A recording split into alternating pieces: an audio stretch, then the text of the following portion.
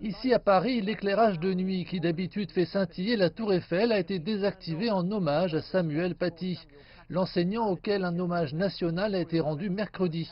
Il s'est déroulé à la Sorbonne, une des universités les plus prestigieuses de l'Hexagone.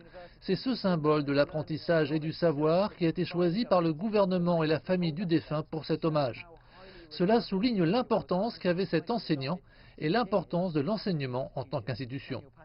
L'entrée du cercueil de Samuel Paty, porté par des gardes républicains, s'est faite sur One du groupe irlandais U2, un choix fait par la famille du défunt. Des poèmes et des lettres ont été lus. Quant au président français Emmanuel Macron, très touché, il lui a rendu un hommage vibrant.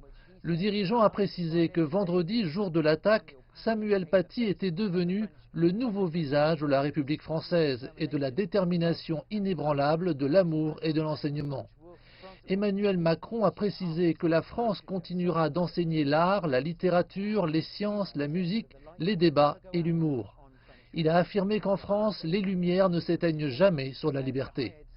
Mercredi, Samuel Paty a reçu la Légion d'honneur à titre posthume, la plus haute et la plus ancienne décoration honorifique française.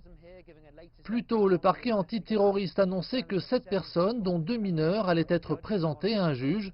En effet, avant même que l'attaque n'ait lieu, l'assaillant a demandé à 2 jeunes présents devant l'établissement scolaire de l'aider à identifier le professeur, un service pour lequel les 2 mineurs ont été rémunérés.